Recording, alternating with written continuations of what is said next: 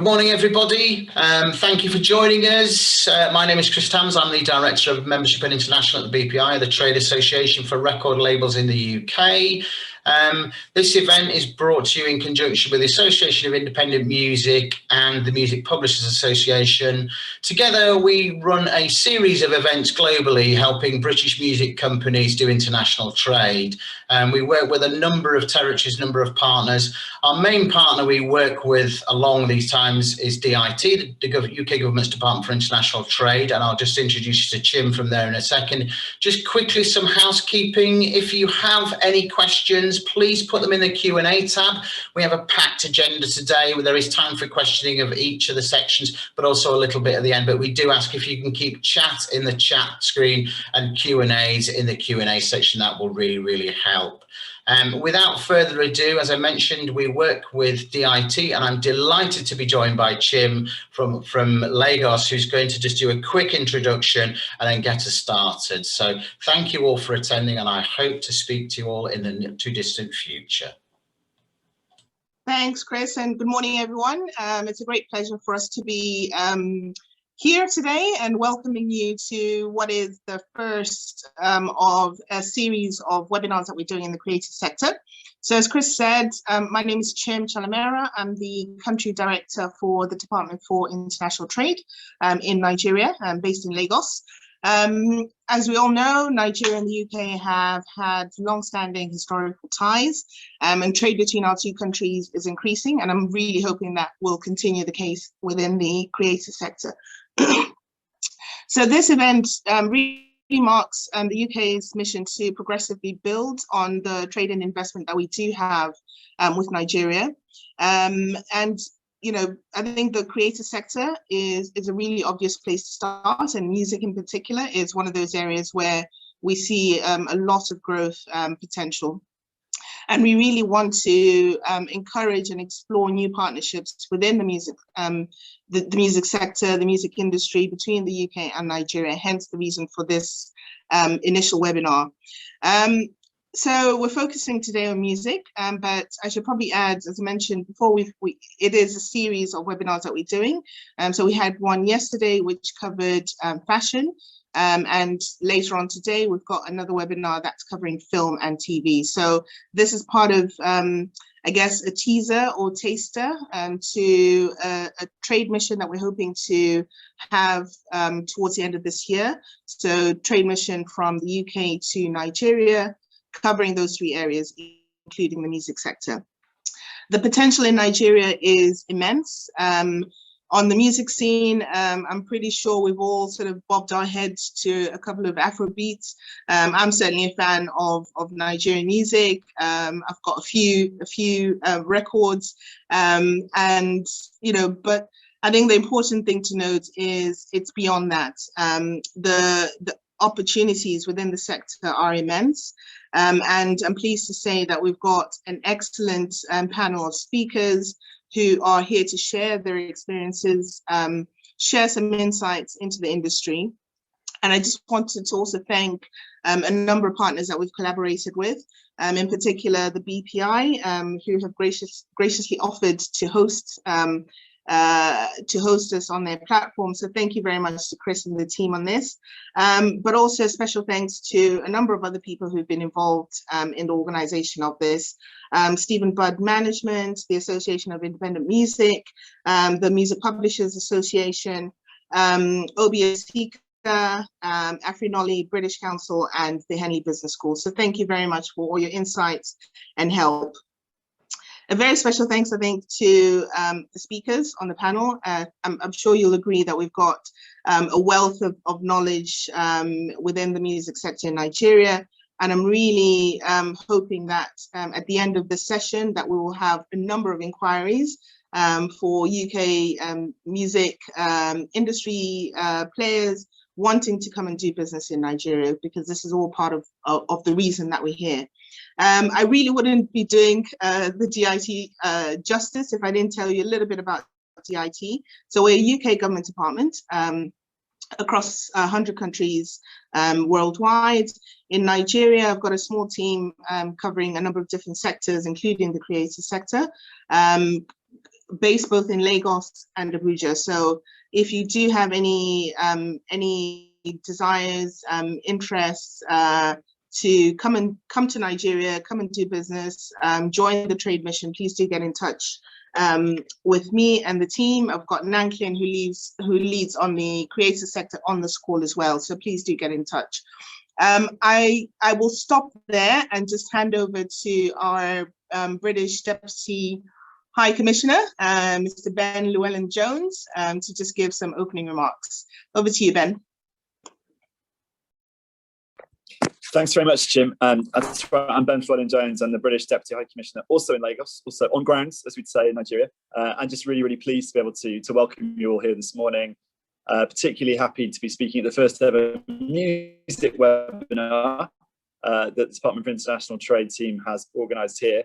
And Jim's team may be small, but it is excellent. So please do use this as an opportunity to ask questions, partner, reflect, come to us with more. And between us, we're really, really keen to get you more involved in what we think is a fun, exciting, and most importantly, economically growing, vibrant music scene here in Nigeria.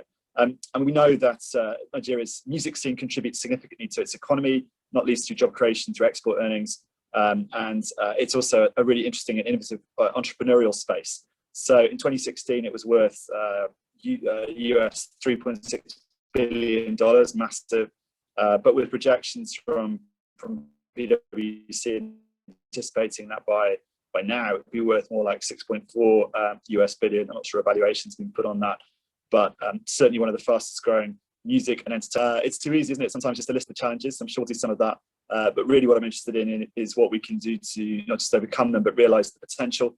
And to make this a space which people who haven't thought about Nigerian music before enter and engage with, and to support those who are engaged, who have entered and are trying to realise the potential of the market already.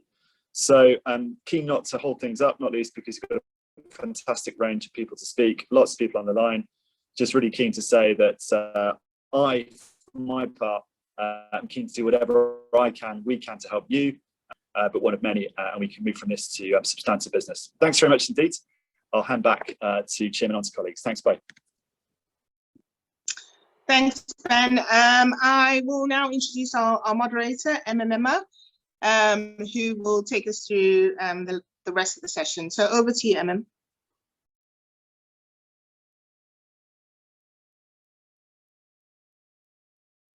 You're on mute. Thanks, Jim. Good morning, everyone. I'm particularly excited to be moderating this session. I'm like a kid in a candy store because we have phenomenal individuals who have been instrumental to the growth of the Nigerian and British music industries in a very long time. So without taking up much of your time, I'm going to be introducing someone whose passion for the Nigerian music industry, for music in general, is very palpable. You can't miss it. He's been instrumental to the growth of a lot of some of the finest talents from this side of the woods, and he's worked with a lot of music greats all across the world. He is one of the founders of what can be inarguably one of the biggest music labels in Nigeria, and he started a movement. So without much further ado, I would like to introduce the chairman of Dragon Africa, a music enthusiast, historian, and all-round great guy and dangerous resource, Mr. Obi Asika, Chief Obi Asika.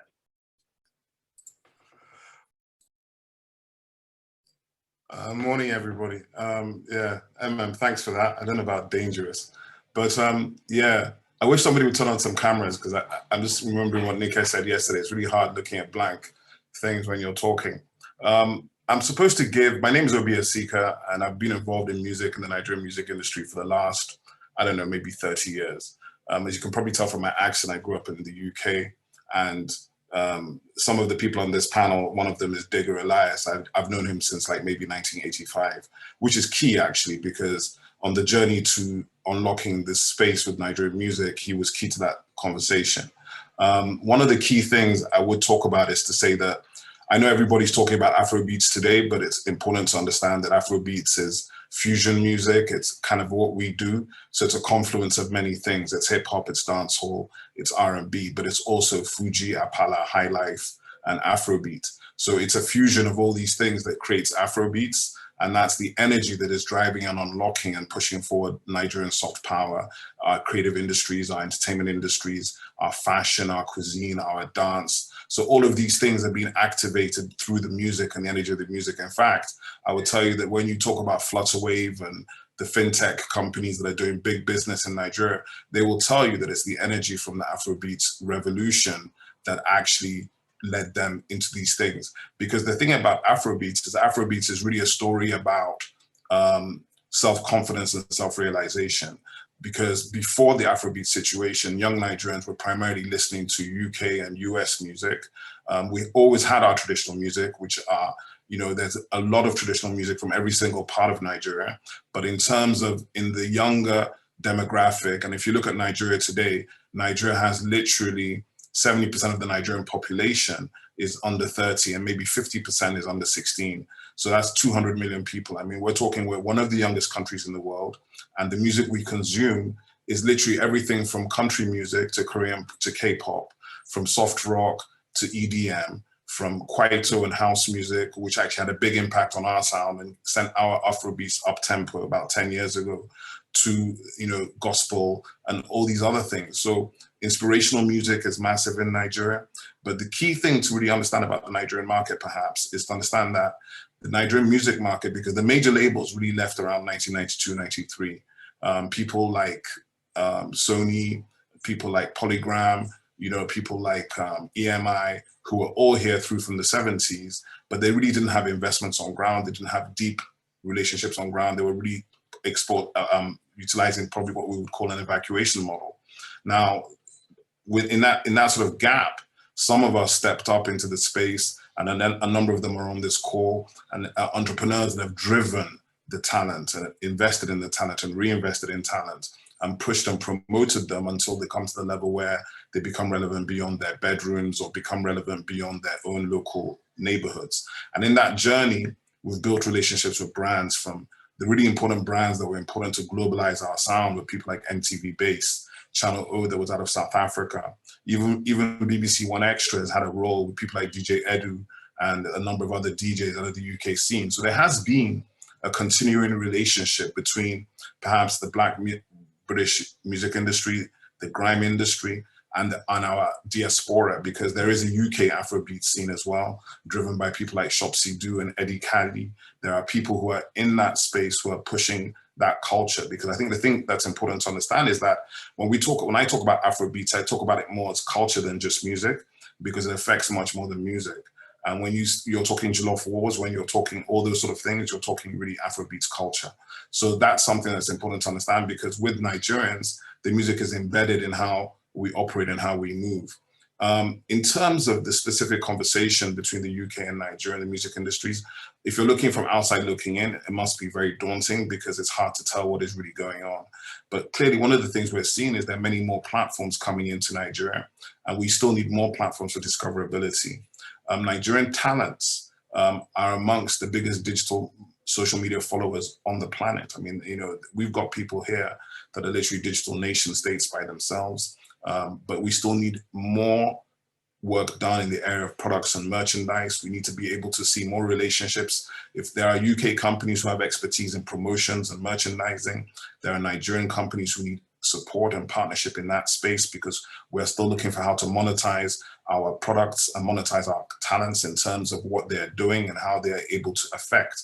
Because what has really happened is that you cannot sell any product in this country without Nigerian music. You can't bypass the music industry or the talents to sell and reach the mass market. You need to go with us. And I think that is one of the major things we've achieved, but we're still at the beginning stages of building the business as a marketplace and as a sector. And when you're doing that, you need to have people who have expertise. So I think there's a lot of opportunity for open partnerships, a lot of opportunity for intelligent collaborations between songwriters, producers, labels, co-production. The Nigerian diaspora is enormous. The relationship with the UK is permanent, literally. And even when I think about artists like Ed Sheeran and spending a lot of time in Ghana, I'm thinking to myself, that's great. but Nigeria is 8 times bigger or something. I would spend my time in Lagos because I think Lagos has already become a global creative power. It's not an argument anymore. When we started doing this thing, they used to tell us that it's show business. And I think now we can all agree that Nigerian music has validated the show, but it's now about the business, which is why I'm really happy that this session is happening today. And coming to the business, there is business opportunity across platforms, which will be discussed in one of the panels later, merchandising and content distribution, across data, across label services, promotion and publishing. There's a lot of different areas that are needed support, but there are legal experts on the panels coming after me. I don't want to talk too much about some of those things, but it is important to say that what you do need is good collaborations and good partnerships with strong locals who are actually on ground and have those relationships. And also to look beyond maybe what looks like the pop charts, because in a way, Afrobeats is pop for us, and look at the other genres and understand how the live music goes, how some of the other big acts who are perhaps not in those traditional genres that everybody cannot be Burna Boy or Wizkid or Davido, but there's a lot of other artists, a lot of other talents who have enormous following. There's a chap called Flavor. There's the sounds from the Caribbean, enormous here. The sounds from Latin America, the marimba, all these things are heard in our music because at the end of the day, all of these people are part of us because that's part of our sort of 500-year journey, so to speak. In terms of the return of the majors into this market, I'll let others speak to that. I mean, it's been a good thing in a way because we really, the locals have really built this place to the stage where the majors thought, oh, we need to get some market share and be in Nigeria. But if I ask the local labels and the local talents whether we are seeing follow through in terms of investment, whether we're seeing, is there music media that is discerning? Is there local investment and local support for local talent? Are they just sniping talent? Are they working with local people who've been developing talent? I have a lot of questions about that, and I'm not too sure that the right things are happening so far. I'm not too sure how successful they have been. It seems more like tokenism of us who are in it, and I'm not seeing the investment from the major labels that is, that should be coming in when you look at the power of the streaming numbers coming out of the top 10 artists out of Nigeria, for example. I mean, if you're looking at Burna Boy or Wizkid or Tiwa Savage or any of these people, our streaming numbers are actually comparable to anybody anywhere. And these people are global stars. That's one of the interesting things about what's happened with the Nigerian music industry. We've been able to build brands which seem to be traveling across the world, not just the continent. And of course, the UK is absolutely key to this. One of the things that's happening as well is beginning to build global festivals and brands. In Nigeria, we have, Cecil Hammond has been doing his festival for over 10 years with Primetime, and that has the Rhythm Unplugged. You have Afro Nation, which is out of the UK, the Yam Carnival that's launching this year. The Notting Hill Carnival has been a critical outlet for the Nigerian music industry for at least 10 years. So we are connected, but it has seemed to be happening sort of at the fringes and not necessarily in the boardrooms and having the actual the straight up conversations about value and investment and those sort of things. I also think that perhaps the other thing to mention is that what we haven't done, whilst there are a lot of, when we were sort of building the building blocks to try to build what we call an industry today, there was a way we were doing it in terms of getting brands on board. Eddie Lawani is here. I'm really happy about that because he can talk to you about that as well. And getting for live shows, and then it was backing tracks, then went to live performance. And for me, in a country that has 200, 400 universities, 40 stadiums, 36, 40 major towns and cities, and a huge population, and P Square, Wizkid, Burna Boy, none of them have actually toured in Nigeria. So touring is going to be an enormous thing for us post-pandemic, not just in Nigeria, but across West Africa, because our talents, and across the whole continent, because our talents are already touring in Europe.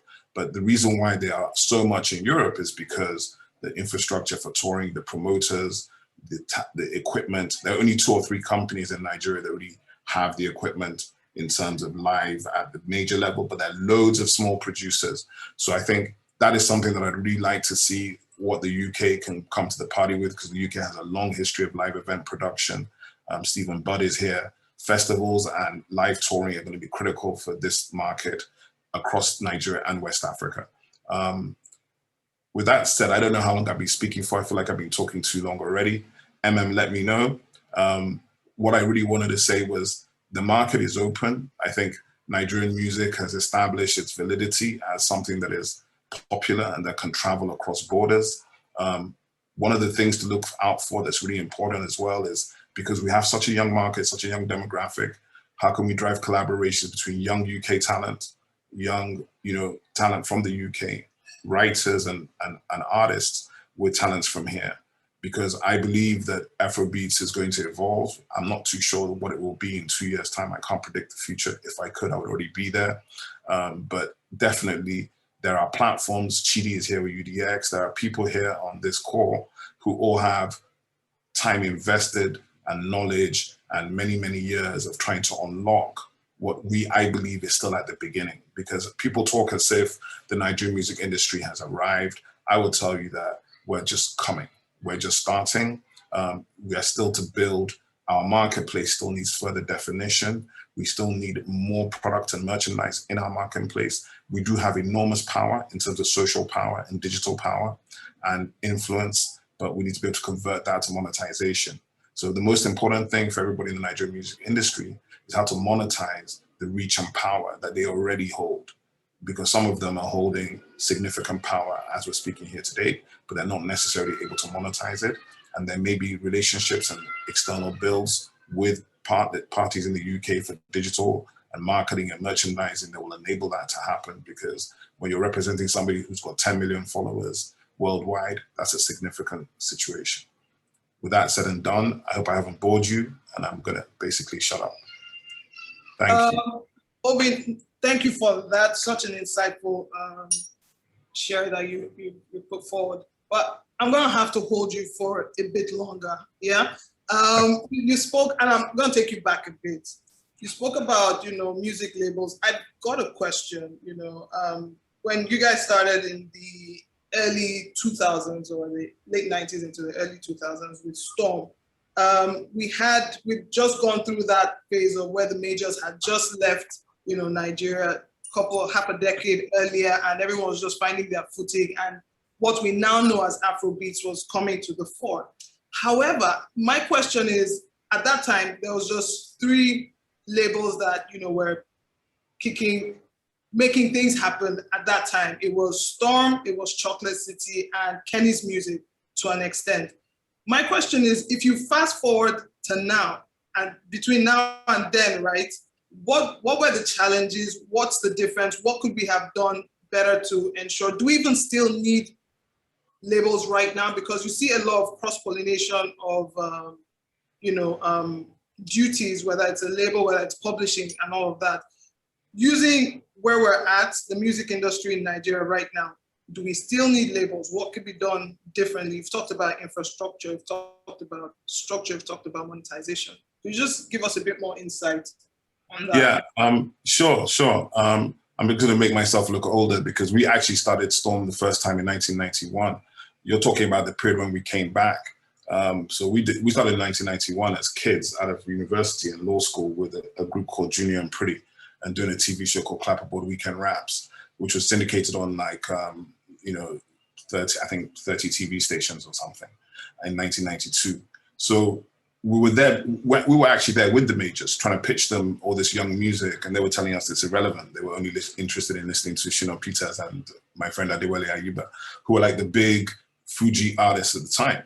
So that was the attitude of the bigger labels. They weren't really considering hip hop or R&B or anything like that as anything real that our people could do. By the time we came back in the early 2000s, Kenny's Music were running everything. I mean, let's be 100% real. They came back from the States with a different energy. They were on radio. They were bringing out incredible talent every single day. The Plantation Boys, Tony Tetula. These are names that are still iconic in the Nigerian context. And Storm came back and sort of joined them and joined the fray. We had incredible talent with Tribesmen and Diary. The things that I think about now is even then, I think I knew that the label model was already sort of dead in the way in which it was being practiced, especially in Nigeria, because we'd been through the cycle 2 or 3 times. So we really looked at it. We were more of a production company that was doing TV productions and using some of our margins to drive our music talent and put money in our pocket to support the talent and promote them. because we knew that there wasn't an ecosystem where we could see the money back in terms of, sales or anything like that, because the streets were controlled by the pirates. You had a situation where by maybe 2001, five or so, there were probably about 28 manufacturing plants for CDs in Nigeria. And they had the output potentially for 2 billion CDs a year, to give you an indication of the size of this market. But if you looked at the price point in those times, and you'll remember this, because you were an artist before you were a manager, was that, the blank CD ended up costing more than the album by the time you put the deal you were going to get from the distributor in the street market. So that street market thing became virtually dead by 2008-9, because they couldn't give you any upfront money and you weren't going to get any money. So we began to understand that the streets was just about promotion. So the streets of Nigeria have basically been promotional for music and Nollywood for the last decade. Hardly anybody's really making money off the street, and that's a problem for all of us. I think it goes beyond piracy, because there's a pricing issue in the way in which they do it, because the big pirates got technology, took out the big pirates, and now everybody's streaming. And the real technology issue you have in terms of the Nollywood side is to do with the fact that you can stream the content into your phone and all that sort of thing. So I think that in terms of labels, the real big labels, the global labels that exist, those are always going to exist. But in terms of the Nigeria scenario, there were very few that were like Chocolate City, which is of course still here today, Kennis, which was an incredible institution, Storm, we were trying to drive a movement. There were very few that were thinking about it the way we were thinking about it. We were not thinking about our artists, we were thinking about the Nigerian agenda, a sort of movement whereby, and to be honest, here we are 16 years later, and our music is still sort of dominant on the continent, and it's because we built relationships. And I think that's why a day like today is so important, because we built relationships. It was actually started first in South Africa. Multi-choice was very important, Channel O, Mnet. We built a lot of relationships with Joburg, and get our people getting the confidence of being on radio and being on TV and seeing themselves on MTV Base in Africa was very, very important. And then by the time 07, 08, the UK starts to get very, very important to us. And then the UK scene begins to grow as well. I think that in terms of now, today, what is really needed is not necessarily, it's really about management, isn't it? I mean, I think the artist is really the king or queen in today's world. And what they need is a strong team. But if you have a team which is able to develop 4 or 5 artists, the sort of like the Rock Nation model, then that can definitely work as well. But then you're looking after publishing, you're looking after the distribution as well. You're doing all this stuff for the artist, and let the artist focus on being an artist. I think that's one of the mistakes that happens in Nigeria, that people think, oh, the artist is everything. But in reality, all the global artists you see have a business support system behind them. They have somebody running all that stuff that makes it look like as if they're doing it by themselves. And our people need to see through the smoke and understand that they need the plugger, they need the promoter, they need the manager, they need the booker, they need all these elements. And in Nigeria, for example, you can't say today who's the biggest booking agency for Nigerian talent. You'd struggle to name it. Who's the biggest label services manager? You struggle to name it. So these are gaps. There are gaps and there are opportunities. Gotcha. Obi, can you hear us, or? Yeah, I can hear you. Okay. Thank you for that. That's so insightful. I'm about to introduce the next speaker. I'm still going to come back to you during the Q&A. Can you hear me? Okay. So the next speaker happens to be someone that I'm a huge fan of, and we're kindred somewhat. He's a lawyer, a very astute entrepreneur, one of the founders or the gatekeepers of what we now know as Afrobeats, and a learned colleague.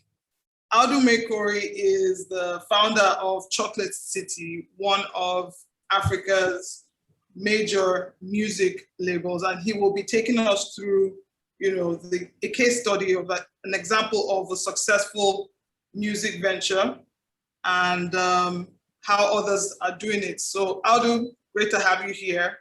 And I know it's a bit early where you're at, so please, you have the floor. Thank you for joining us. Thank you. Can you guys hear me? Can you guys hear me? Hello? Yeah, we can hear you, Audu. Hi everyone. Great to be here. So where do I start? I mean, Chocolate City really started while I was in university with a bunch of friends, and the point was how to make money. So it didn't start from any creative thing. It was just about how to feed yourself, but also have fun while you're doing that. And I find that when you look at the creative journey for Nigerians and for the industry, it's always been about meeting a need. You know, there's always a gap, and the person who can find the solution has the opportunity to not just make money, but also change lives. We started the label in 2005. My partners, Paul Okuwa and Yahaya, we Korea at the time. But since then, I've acquired some more partners who have actually strengthened and enabled the business to grow. But the basic thing that we found out in 2005 was that there was going to be an explosion of talent. The problem now was that there weren't structures that protected or helped to promote people's careers. So I'll give you the very first case that I handled. So I'm an attorney and always was involved in intellectual property, protecting artists and writing contracts for managers and things like that. And there's an artist that was signed in 2004 or 5 by a label in Lagos, and they signed a contract that didn't have a termination date. So it was just a contract, no termination. And so they basically signed him in perpetuity. It was like a master recording at the time. And I got involved because he told me that he wanted to release music, but he had problems with his label. Now in Nigeria, 15 years ago, a label was some guy sitting down in either Alaba market or somewhere in the East who has some cash, who will give you money and then produce as many records as possible of whatever song you've done. And you'll never get a record for it. You'll never get any payment for it. If you're lucky, you might get it in advance, but that's all you ever hear about the label. So when we started Chocolate City, what we thought about was creating a company that would begin to shift things. So change how business was being done. So we started with the background. My brother Yahaya is a lawyer as well. We worked out contracts, proper contracts, to make sure that we could protect the copyright, because we understood now the copyright was the main thing. The second thing we tried to do was make sure that we could market the content. Now, for context, Chocolate City started in Abuja. And if you know anything about Abuja, Abuja is a bit of a, 15 years ago, Abuja wasn't a music town. Abuja was just a civil service or government town where people came in for meetings during the week, and on Saturdays and Fridays, they all go back home. So we were faced with the problem of being able to kind of stimulate the environment right there.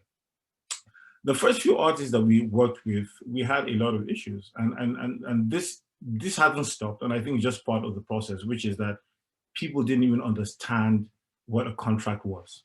They felt that, you sign something, you collect money, and when you sign a record deal, then your whole life changes and you're not going to be accountable for anything. So we had to struggle with that. But I'll say that some of the biggest struggles weren't even that. It was about the perception of the music industry. Before I went full-time into music, I used to work in a law firm. At the time, one of the biggest law firms in Nigeria. And I remember when I told my boss I was moving to do music, he said, "Aldo, don't do that. You're a lawyer. They're going to disbar you.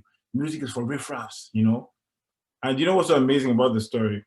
About a month and a half ago, the guy, my former boss, calls me and says, "Hey, Aldo, how are you doing?" He's now out of the country somewhere, and he says, "Look, my son wants to do music and I want him to work with you."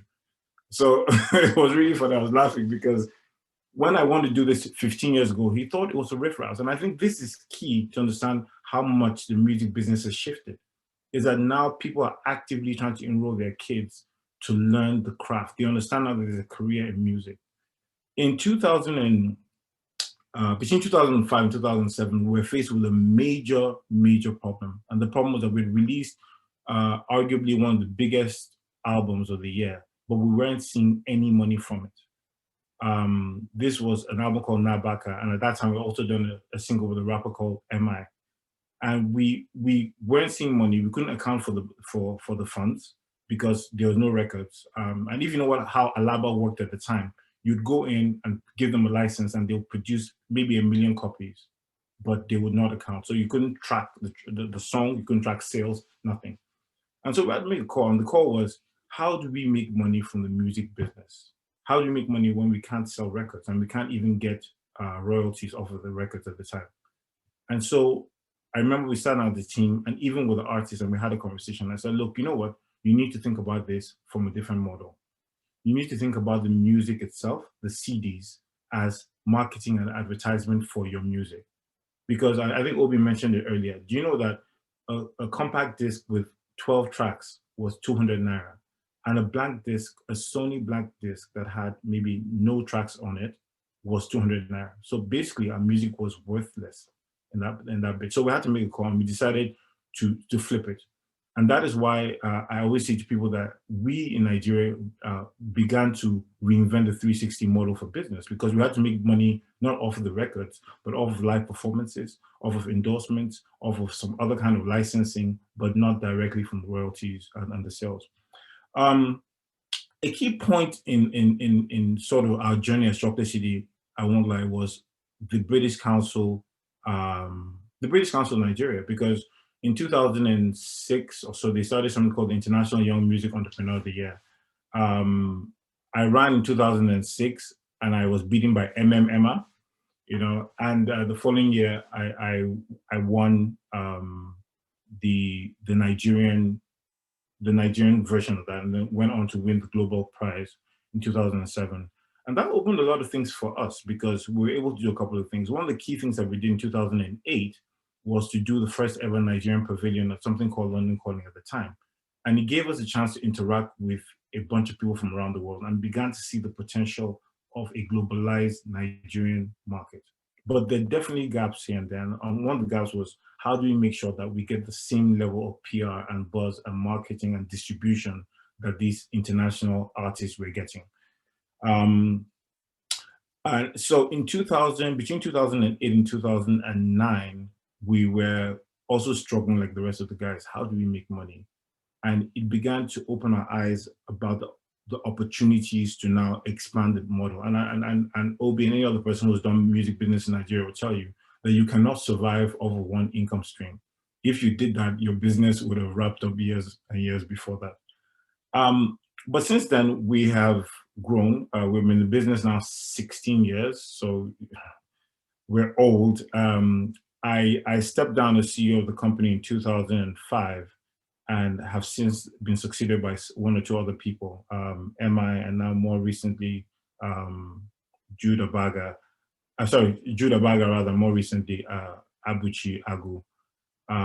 My partner, IB, will be talking a bit more about the granular details, but let me just talk about the overview of the key issues that labels face and some of the challenges we had. In 2019, we did a deal with Warner Music Group rather, and it was a distribution marketing deal. One of the products from that partnership is a guy called CK, who did probably, I think, 100 million streams from his debut album last year, which was good. But I do agree with Obi that there's much more that can be done when you think about the partnerships that exist with the numbers and the demand and how globalized the sound is coming to be. So one of the things that we did was create something called Music Week Nigeria. And last year we had 4 days of panels, because we realized that there's a gap, there's a problem with information. People do not understand the music industry. And, you know, it's changing so rapidly that if you're not ahead on top of things, it moves very quickly. So issues from collective management organizations, COSON, MCSN, I'm not going to delve into that, but I just want to highlight the key issues that we've had. Because think about it, if you've managed some of the biggest artists on the continent and you work with them, your own master recordings, and you cannot get royalties off of it, it's almost like you can never ever, you know, balance out the books, because royalties are everything. So that's a key thing that needs to be resolved, and it's been back and forth in the court system. The second thing that we need to fix is around copyright enforcement from not just the from the DSP levels. I mean, that's becoming easier from DSPs because of technology, but it's really around even the government enforcement and protection of copyright. Because we're in a world where intellectual property is king. Unfortunately, we do not have the legal environment that enforces actively and efficiently when it comes to things like copyright disputes and recording contracts and things like that. In terms of distribution, I think distribution is the key thing. And my brother, the chairman of Udu X is here, he'll talk a bit about that. But until Nigeria is able to sell this music, not just in the UK and the US, but within Africa itself, we will not see the full potential of what our music can do. Because when you think about 1.2 billion people on a continent and who speak and talk the same music, then we're losing a lot of opportunities because people do not have access to music. So with all due respect to YouTube, to Apple and the other streaming services, many people cannot afford the data to stream music yet. So we need to think about other models. I'd like to wrap up quickly by just talking about what the business has been since then. So for me, I think it's humbling to have started from a small office in Abuja. And today we have a presence we have 2 offices in Lagos, we have one in Nairobi, we have one here in the States, in the US, and we also now have a partner in South Africa. And I think that is a really great story to show you what this can be. In that time, we've hired a couple of 100 people in Chocolate City over that, we've done yearly revenues over a couple of $1 million, and we've been able to kind of impact not just the industry in terms of artists and hits and things like that, but I think it's more about giving people careers.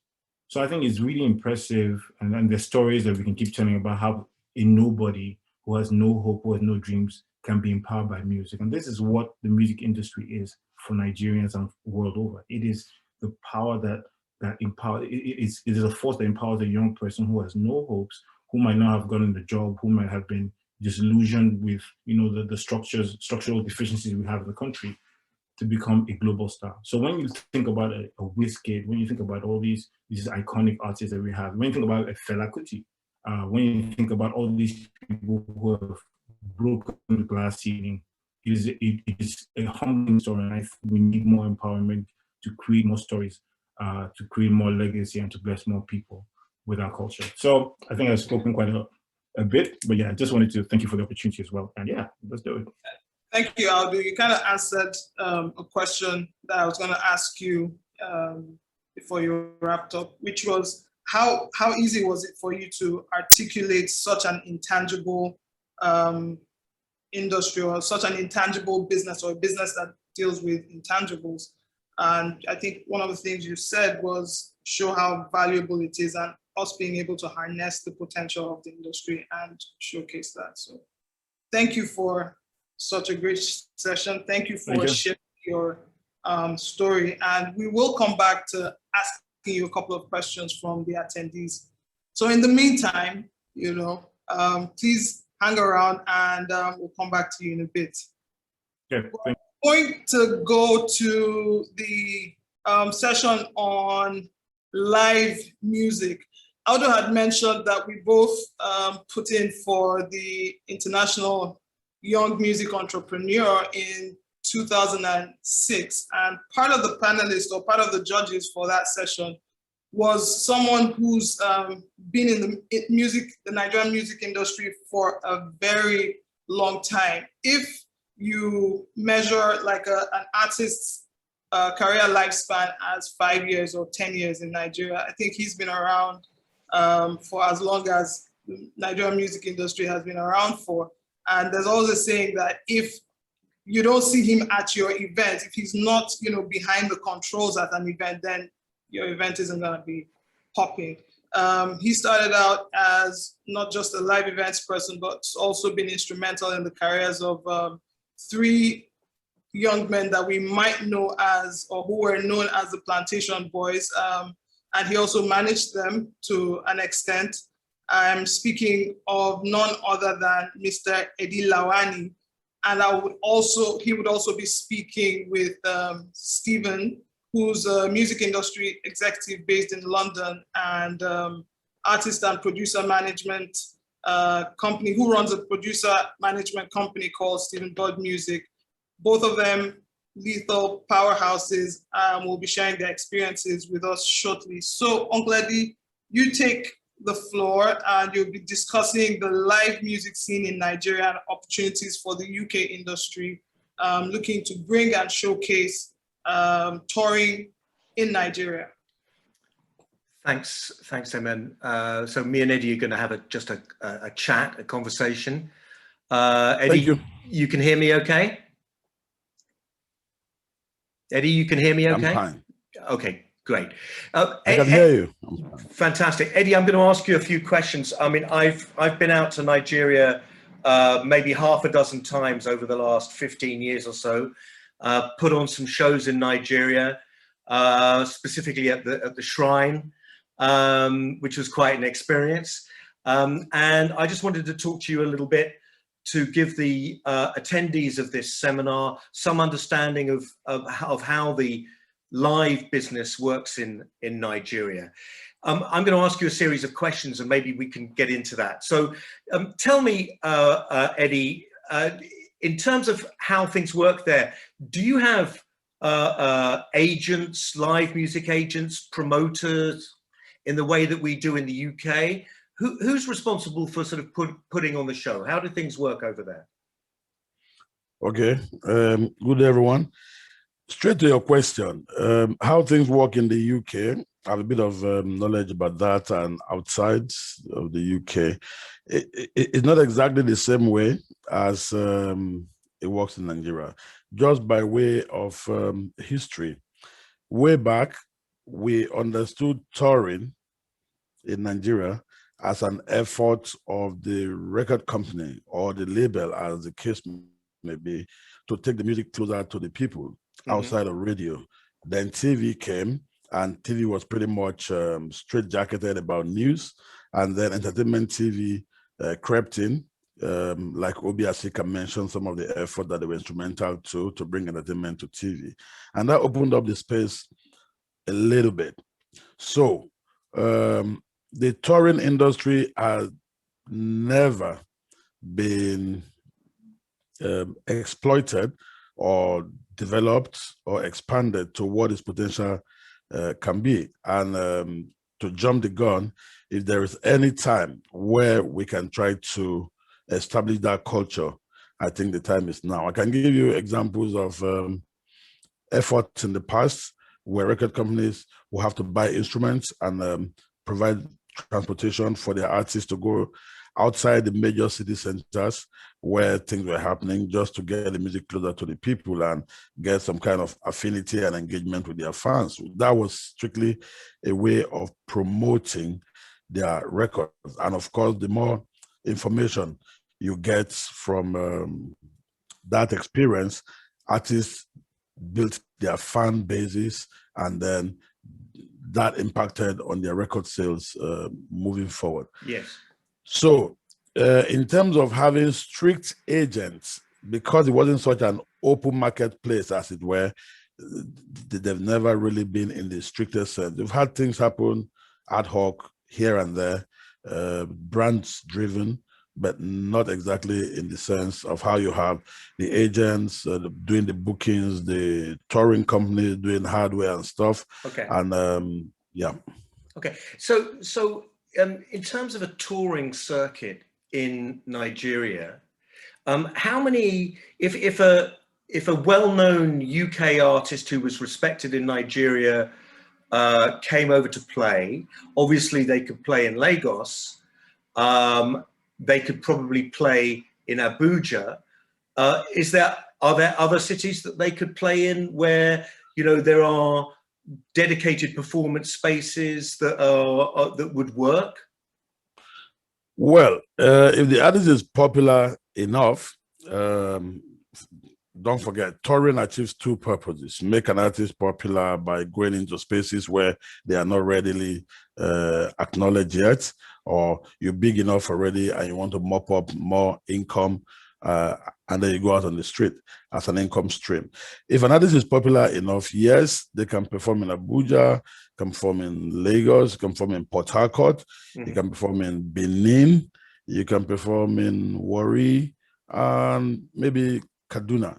Again, this is talking about how things used to be, minus the little security concerns at the moment. But yeah, there are spaces outside of Lagos and Abuja that you can actually go to. In terms of performance spaces, you wouldn't say there are dedicated performance spaces like you have the O2 Arena or some of the iconic places where, you know, they are purpose built for activities like that. But again, it's all about adaptation. people will do business within their own environment based on their capabilities and what they have. So is it possible to adapt and do that? The answer is yes. Do you have like Rear Albert Hall or Staples Center? No, but there are spaces that can accommodate decent numbers. Some of them could be indoor sports halls, some could be auditorium, in some maybe university or it's art theater spaces. Yeah, if the need arises, they can always find spaces, because we've had artists coming from the UK many years ago, and more often we have artists coming in from the States, and they've managed to do a string of shows, and other African artists managed to do a string of shows. But the method of doing those string of shows again is slightly different from what you guys have in the UK in terms of sponsorship and whatever. There was recently, over the last 5 years, there were some big shows. Beyonce played in Lagos, I think, didn't she? Yep. Yeah. Yep. And a whole bunch of major artists came over. I think they were being paid rather inflated prices at the time. And perhaps that settled down a bit. Tell me about the festival business. I mean, are there music festivals in Nigeria? Yes, there are music festivals. Again, in context, most music festivals take place seasonally.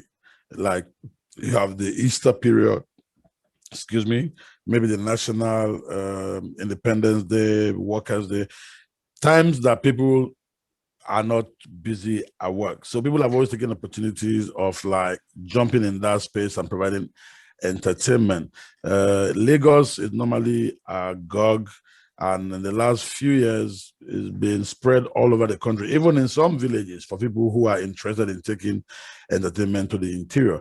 But most of those villages where you have festivals, they're probably sponsored outright by some rich person who wants to go to the countryside and give fun to people in those areas. But in terms of strict festivals, Coachella, thing like the Woodstock in that kind of sense, not really, because a festival will probably do like 5,000, maybe in some indoor space, and then the Lagos state government also got involved with doing stuff about 2013 on the eve of New Year's Day, December 31st.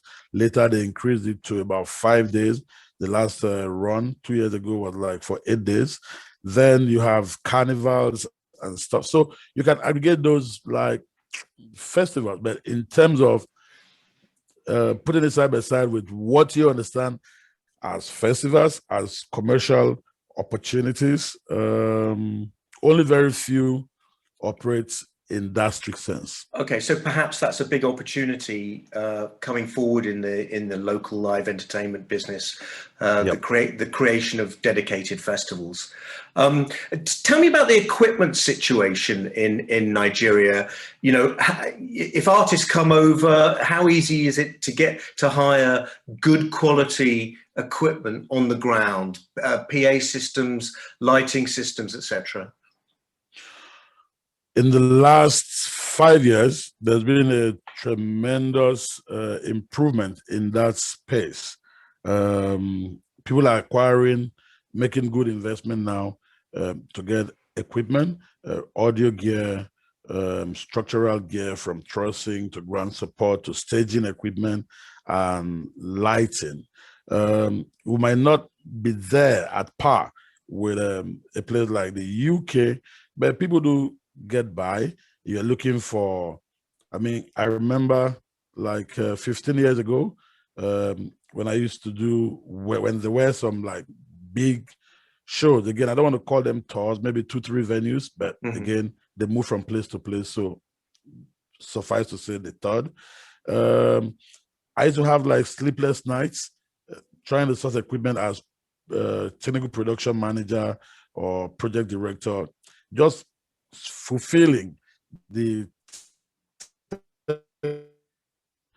of this used to be a nightmare. But again, when that's sustained a little bit, the activities. People saw the need to make investment, because at the end of the day, why would I go and buy a Neve board, for example, a mixing board for $125,000 or something, or more, close to that, or more, and I will only have somebody use it once in a year? And so again, the business of acquiring equipment is a commercial decision.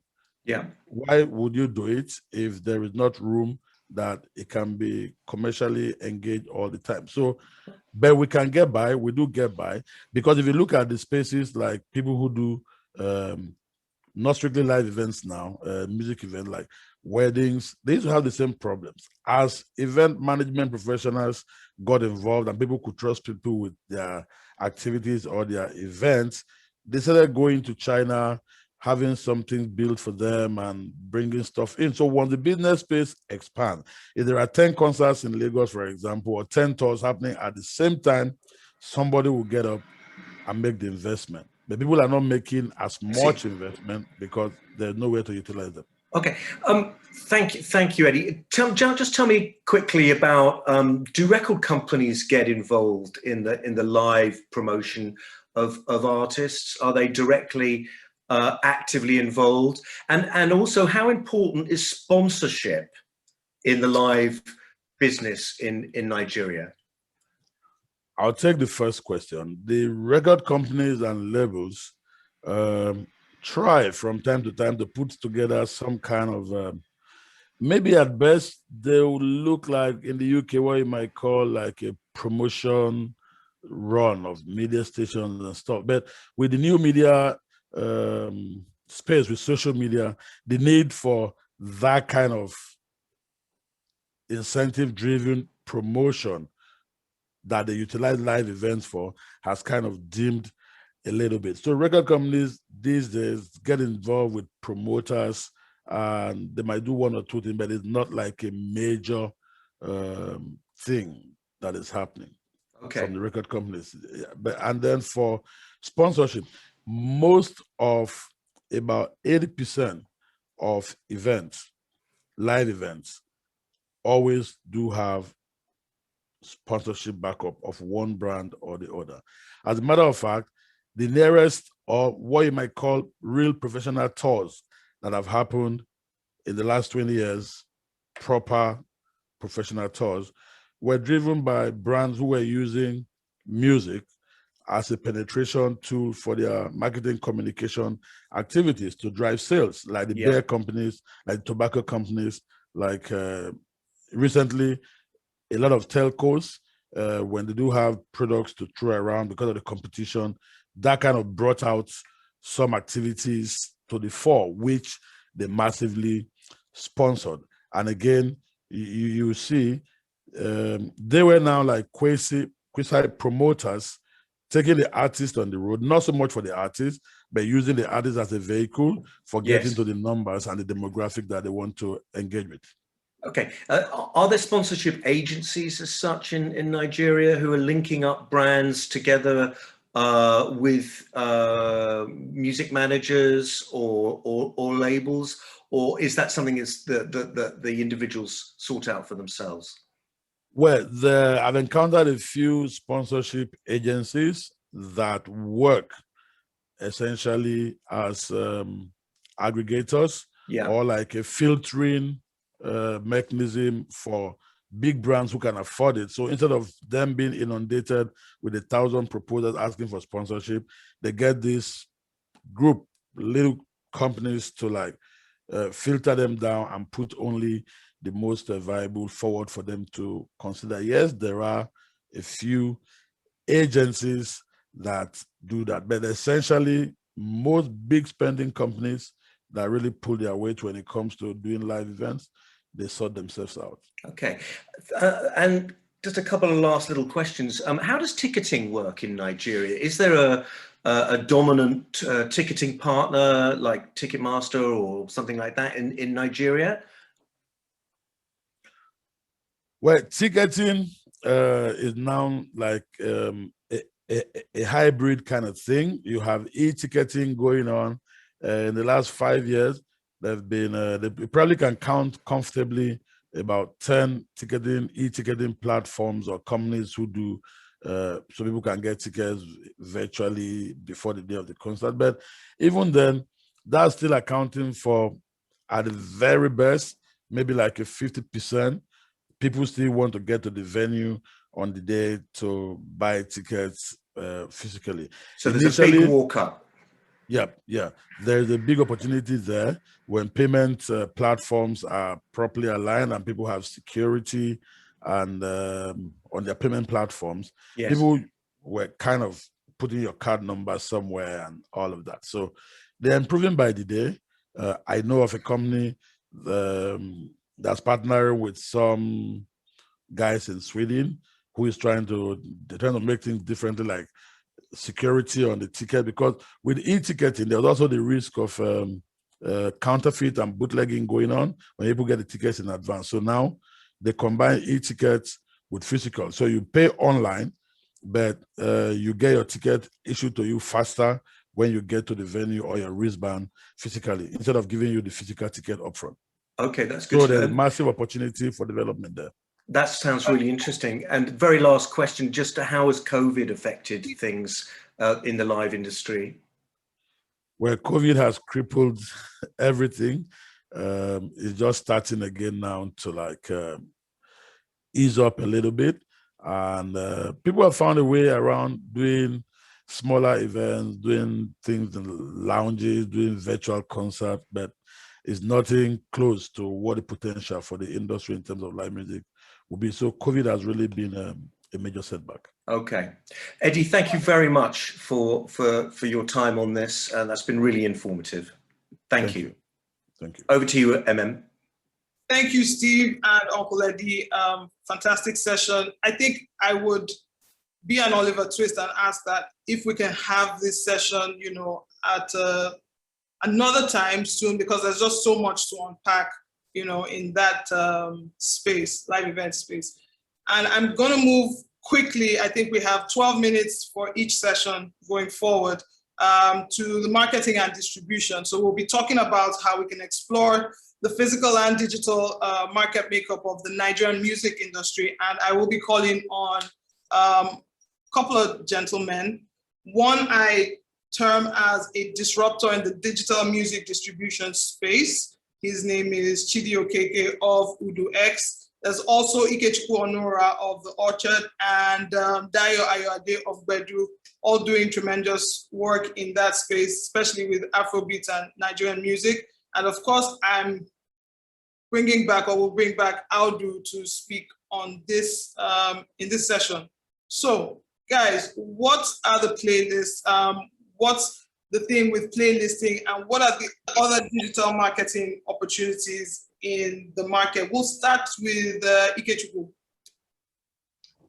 Good afternoon or good morning, wherever anyone is around the world. I mean, first and foremost, would like to thank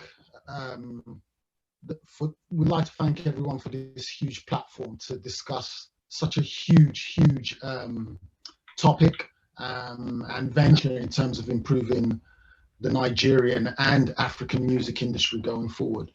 So in terms of opportunities, there are huge opportunities. I mean, as Obi, Audu have mentioned, there has been a process which, as we are in the last 5 years, we've really begun to see Nigerians move from a physical consumption into embracing digital opportunities.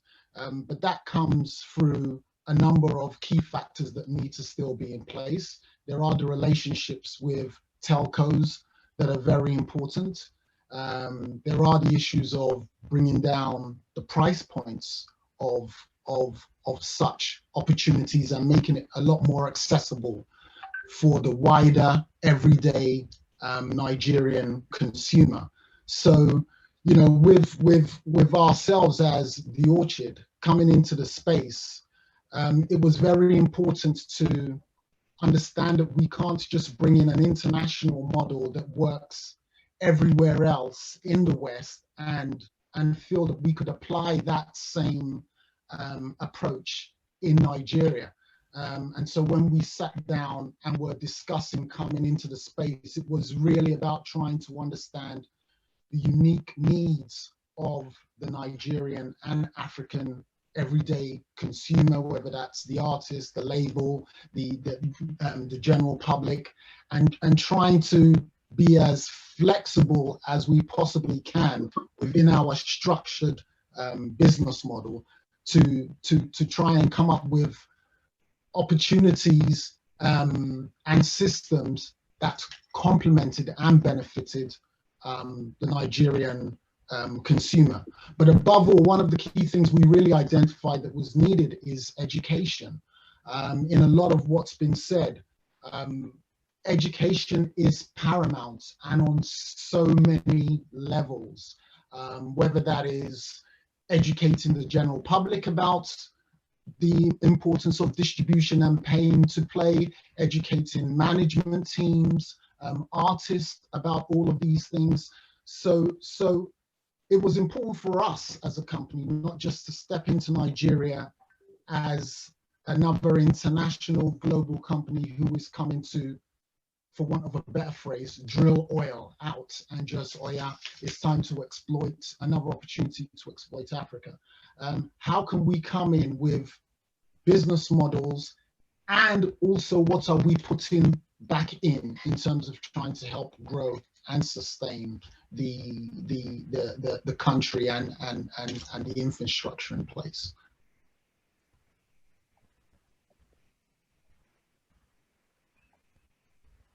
Thanks for that.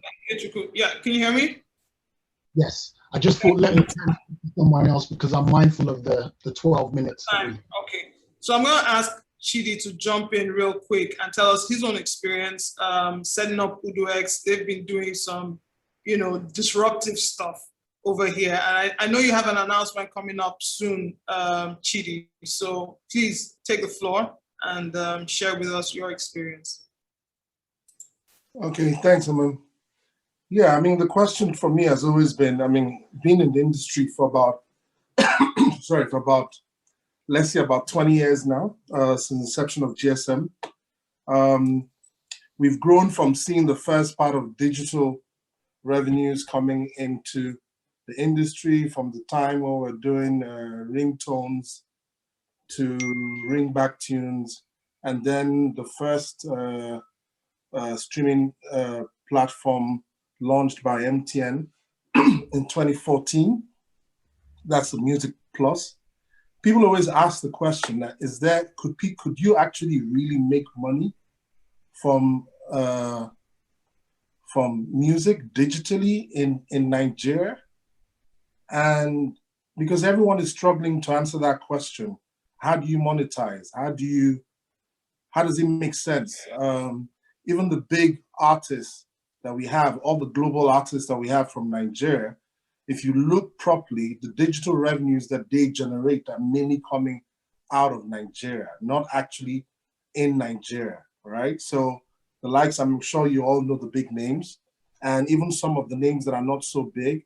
The UK market, the European market, we see that they consume the content, and we see that that's where bulk of the revenues are coming from. So people always argue that, look, are people ever really going to want to pay for music in Nigeria, and can you generate revenues off that? And a lot of times they try to shy away from answering that. I guess the reason why I haven't really wanted to really answer that is because I was keeping that as a little secret. Because back in 2015, 2014, in fact, all my life in the industry, we've always generated revenues from music, from the telcos, right? From the days of, like I said, ringtones, then ringback tunes, and then music streaming with MTN. That was Music Plus. In the first 2 years, we got about 4 million paying subscribers that generated about $24 million. So the question of, is it possible? It is possible. But then the channels are different, and the value has to be there for the subscriber. So again, would people pay for music? They would pay for music if they're getting, they would pay for streaming if they're getting value, right? And that's the main thing. And then the question is, what kind of value is it? People in Nigeria want it differently. So if you use the same approach of how your Apple or your Spotify has grown in other markets and in other regions, I don't think that would really work. So there has to be something different, right? There has to be a customized or local approach to it, because the disposable income available to them is not that much. So again, what's the right price? How much exactly are people willing to pay for music, and why should they pay it? What are they getting back? There are other ways people can consume music in Nigeria and they don't have to pay for it, right? There are other places and other platforms which we all know. If you release music right now, you would find it if you're looking for.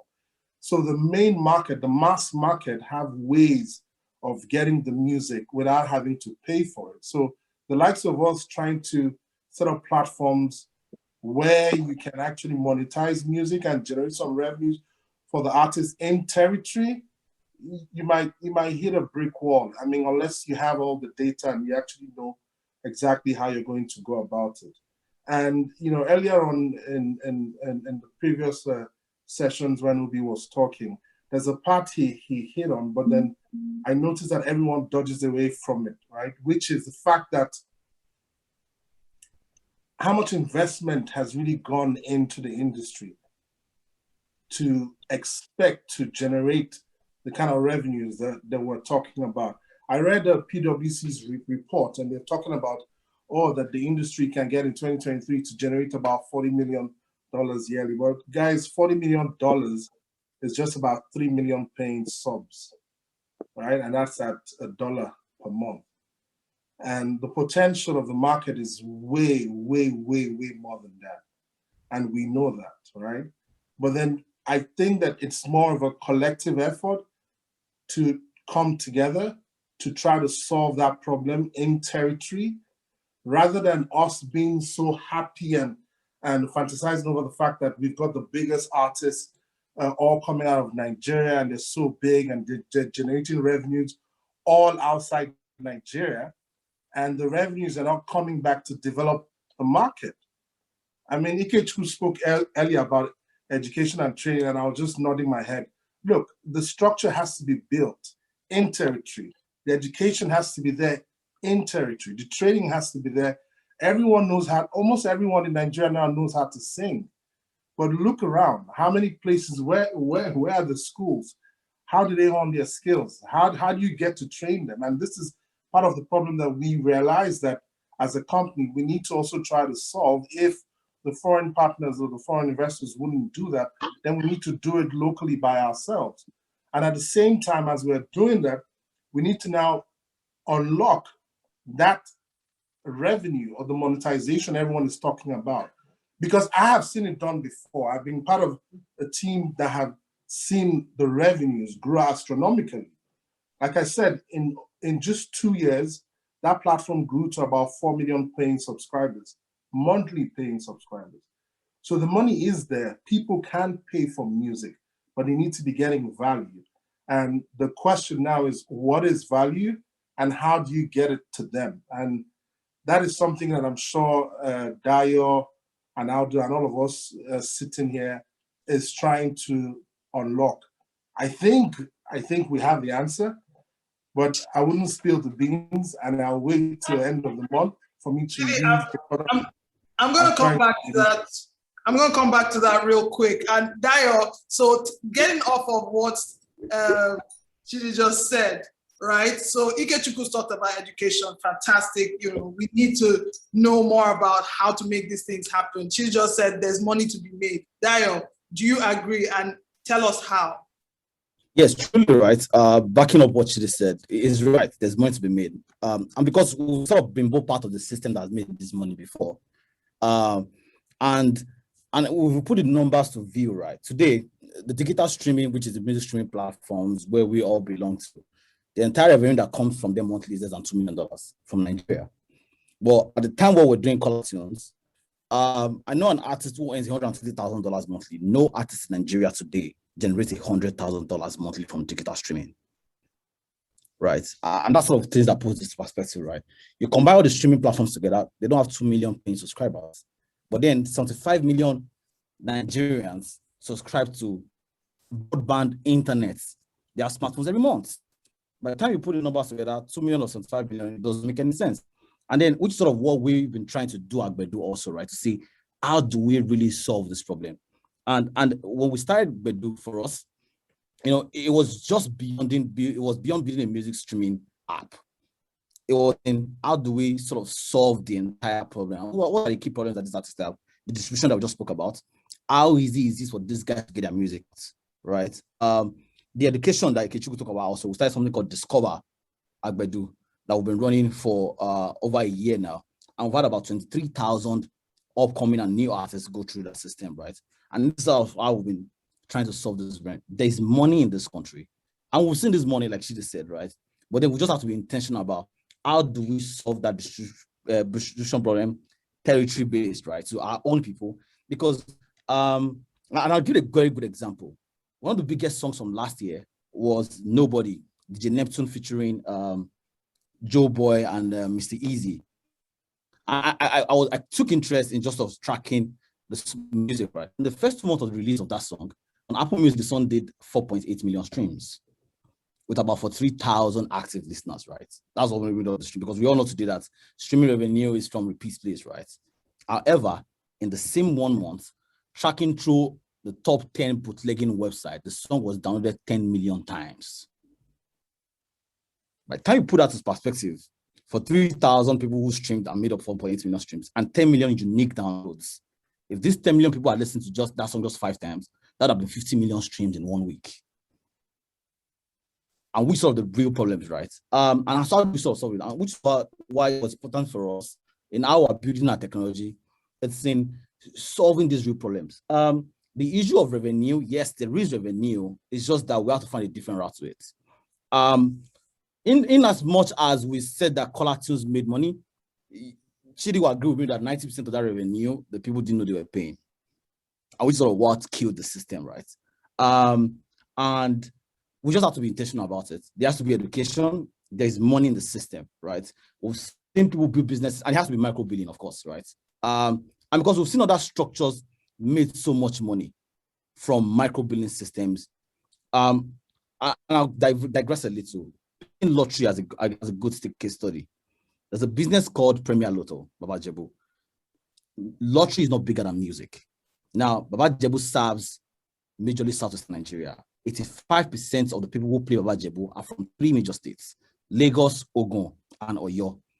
And this guy is the highest taxpayer in this country, not MTN, not any other company. And I think that's what puts this perspective for all of us, right? Yeah, so there's money. We just sort of have to be intentional about how we're solving this problem. I do want to say a little, okay, if I may. For international companies that are looking at the Nigerian market thinking, okay, you know, Nigeria's been getting a lot of noise in the last 5 years. What's my entry point into the market?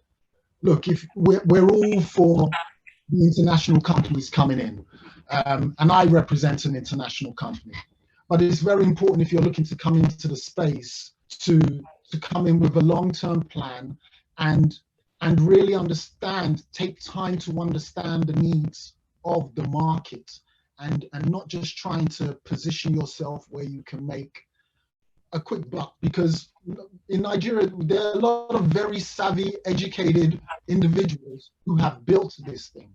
And so, you know, what we need right now are partners that are really willing to be in it for the long term. Yes, let's make some money, but let's build the infrastructure and listen to what we have to say, because we are the specialists in this market. We're the ones building it. There's the likes of Obi, Audu, Kenny's Music, EME. They built this thing and it's been making noise internationally on the international stage, regardless of whether we suffer from power failure, poor education infrastructure, piracy, all of those issues that exist. Yes, they do exist. But what has been built is what's reverberating around the world.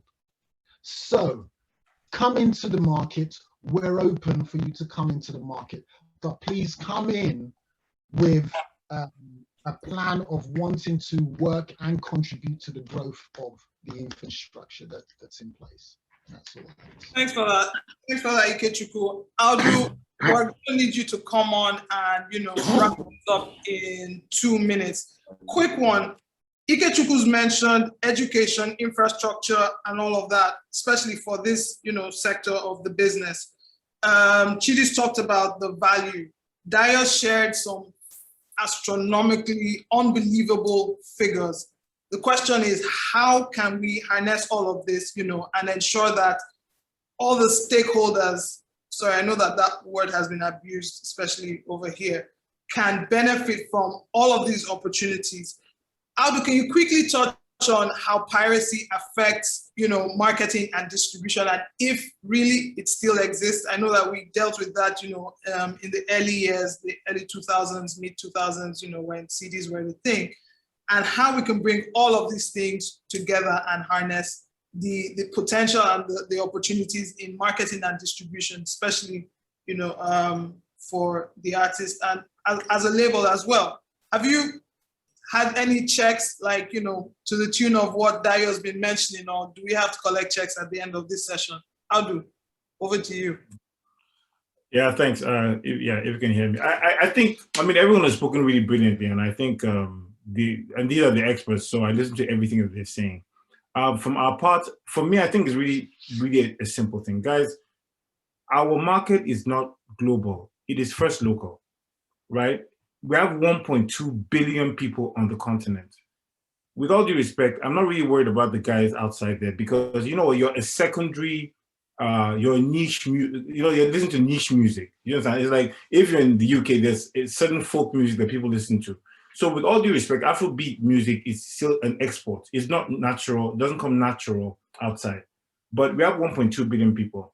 We have the technology, we have the companies, we have the people who have been building this for years. They're all here in this room. I don't know what Chidi's secret announcement is, but all I know is that I'm going to get 10% or whatever comes out from that announcement. But beyond that, the truth is this, guys. Africa cannot afford to do the streaming model as presently constituted. That's the truth. There are too many problems to solve that you're not going to spend $1 a month paying music, because that's a luxury. And that is why you see those numbers are 4 million. But it needs to be a hybrid. There needs to be a meeting place whereby music is affordable. And I like what they did with the ringtones. It is true that the ringtones were, smuggled in a sense. But think about that. If there's a bundle deal that comes with your package of data that you can consume, and then you might have to pay extra, then automatically you have a paying customer, because the world is going to streaming. Streaming is not going to go back. The difference, the question though was that, are the corporate companies, can we use a YouTube model whereby it's backed by adverts? Do you understand? And that's how YouTube has grown their revenues. So I think that model saying, Apple pay $10 a month. No, guys, nobody's going to pay $10 for the next 5 years. Africa has too many other issues to deal with. You have school fees, you have electricity, you have insecurity, you have so many problems. Now, going to the issue of piracy, piracy is always trumped by technology, right? So think about it this way. If you have a regular phone and you have good data, why are you downloading 5,000 songs and filling up your hard drive when you can stream from the cloud? So we need to think about the cloud model that works for our client. And the last thing I also want to say is that we have a penchant for adopting things that come from outside without adapting them. And we have to stop that. Look, if African music was not done in the African way, it wouldn't have been global. In the 80s, we copied everything that we heard outside. We did the same reggae as every other person, we did the same pop, rock, and it didn't work. The only time it worked was when there was a fusion. So let's adopt the fusion model for our distribution, for our marketing, for our piracy. That's the only way we're going to grow that. Imagine having 10% of 1.2 billion people. That is 120 million people every month paying $1, 50 cents.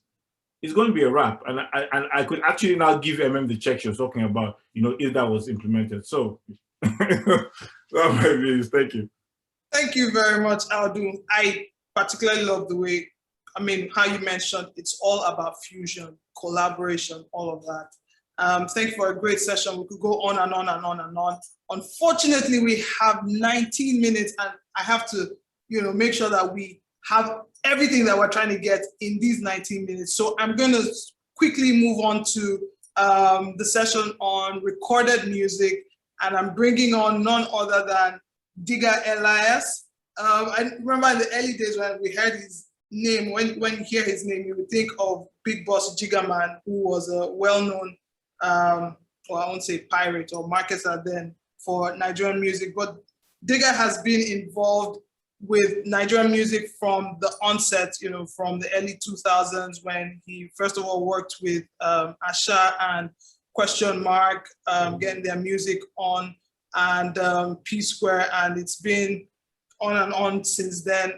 Digger, if you're on, could you please come talk to us about recorded music? Give us the overview of opportunities for international artists through the record industry in Nigeria. Pardon me. Oh, great. Thanks, and it's great to be on this platform. It's actually quite nice to be on a platform where everyone's actually speaking English rather than PR speak, where you don't understand exactly what someone's trying to say. I'm going to try and keep it quite short and brief because there's been a lot of information that's been taken on. So I'll run through some bullet points, and then I'll give you an idea of my personal experience on exactly how we have been able to have a tiny bit of success within the industry. I'm supposed to be talking about the overview of opportunities for international artists. And I think that's a great question to ask, but for me, actually, it's not about the opportunity, it's about making the opportunity a reality. Because each one of the speakers here have all identified opportunities. We all identify opportunities every single day in business, but the idea is how to make it real and how to make it successful.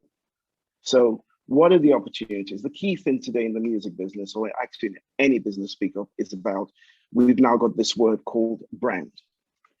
And that is probably the most important thing for any business. You are now a brand. And sorry if I'm stating the obvious, but the idea is what engaging Nigerian music scene allows you to do is to increase your digital presence and also increase the monetization of your brand, which is why we're all here at the end of the day, because it's all gone online. So the idea is being successful, engaging within the Nigerian music industry means, one, you have the opportunity to actually increase your social media presence if you're successful. You have the opportunity to increase your YouTube revs, your Apple Music revs. You have the opportunity to increase your Instagram subscribers, because we all know how it works. The algorithms pick up on the engagement within your channel. And if you're quite active, all the ads get pushed towards your channel. So really, that's it. It's not rocket science. We've got over 200 million people in Nigeria as well. And the key thing is, it's a great place for artists to engage with, because Nigerians are not, they're lovers, but also they consume music. They don't listen to music. It's slightly different. It's almost like in the reggae world. You go to Caribbean, they don't listen to music. They don't listen to reggae. They feel reggae. It's a different thing. It's completely different. So the idea for me is, it's a great way for artists to actually improve what they're doing, which is creatively and financially. Get involved in the scene. You can get involved with some amazing producers, writers, and you can have some amazing collaborations. Why? The Nigerian scene is very similar to the American scene, which is, especially when you talk about the R&B scene, which is, it all comes from church. A lot of these young musicians have learned their skills in church. Okay, so they play instruments as well. They understand. They may not be able to read music, but they can play. So what you're doing is you're going in with some amazing creative talents as well. Regarding areas such as merchandising, it's no longer, you can order a product in the UK and have it delivered in Lagos within 48 hours by DHL or FedEx. So the idea is, merch is a huge market that still remains untapped. And the few guys who've actually done it have actually seen the benefit of it as well. So that is also another great way for artists to actually increase their revenue streams.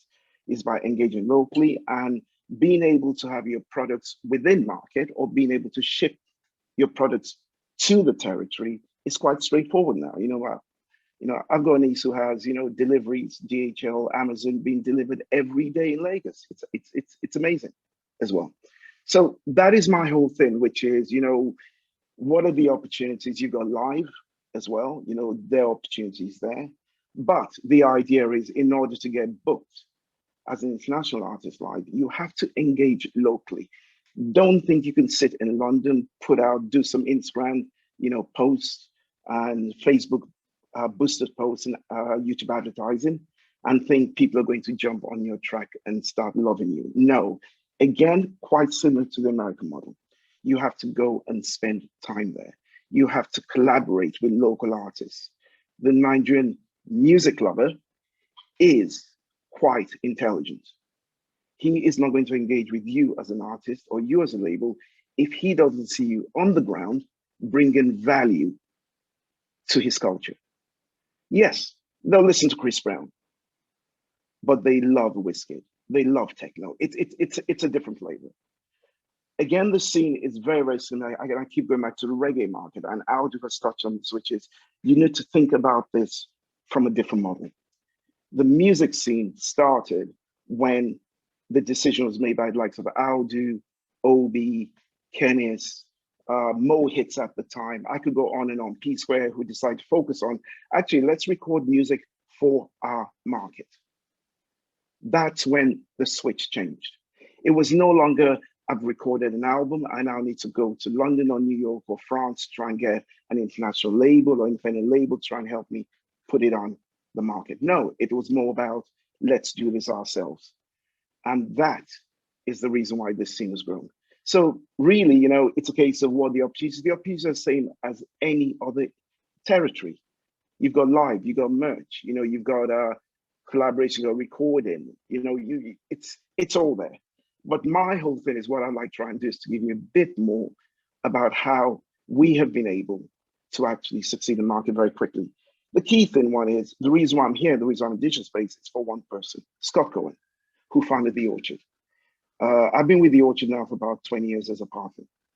And I used to own a record store. Some people don't know I used to own Wild Peach Records in Soho. And Scott just come and hang out in the store. And we got talking, told me about exactly what was going on. That's when no one knew about digital.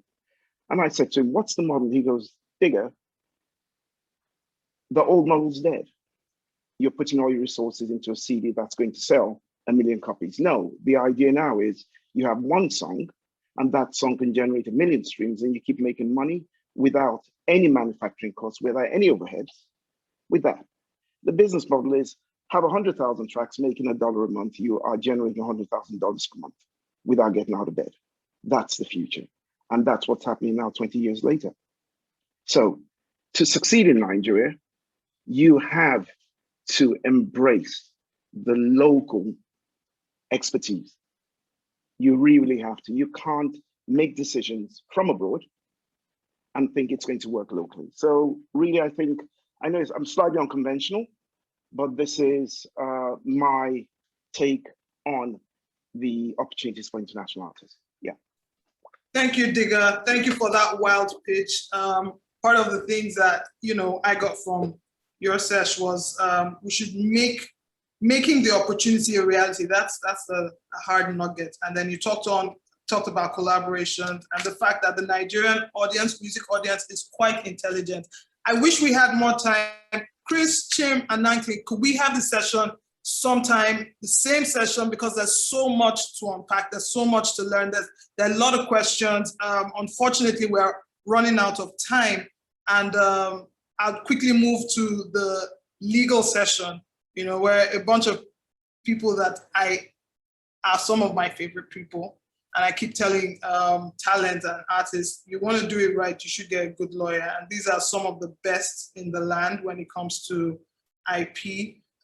So we have Shea Lawal, who's a partner at, I'm sorry, I keep saying Olaoye and Associates. And also IB, who's from Chocolate City Entertainment. Two people that I know, they do a great job. They are phenomenal in their craft and in the business. And I know that She's law firm represents some big name artists in Nigeria and Africa, someone like EME and the likes, and IB is doing one of the female leading ladies or the leading ladies in entertainment in Africa.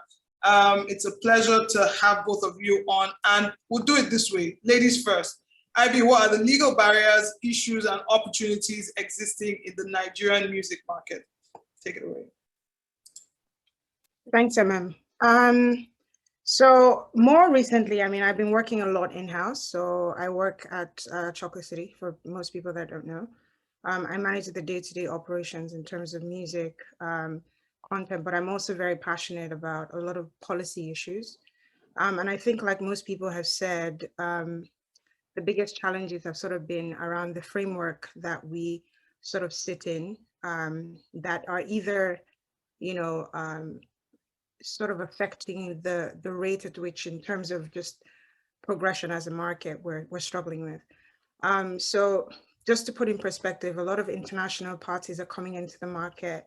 The first question is, how many people do we have, you know, in market that have sort of that understanding of entertainment law from a global perspective that can help, you know, negotiate these deals and make sure that local parties or partners are making the right decisions. And then when you go talk about the content itself, how are we protecting our music? Yes, when you create music, there's an automatic copyright that's created, but when we're in the studio, what do we do about protecting the music in terms of like the splits on the songs? What does that mean? Do the people that are actually creating the music understand the rights that exist in there? And are they negotiating based on understanding of what it is, or are they just throwing numbers out, which is a lot of what you find, people just saying, oh, I want, you know, 50% or 60%, but not really understanding exactly what that means.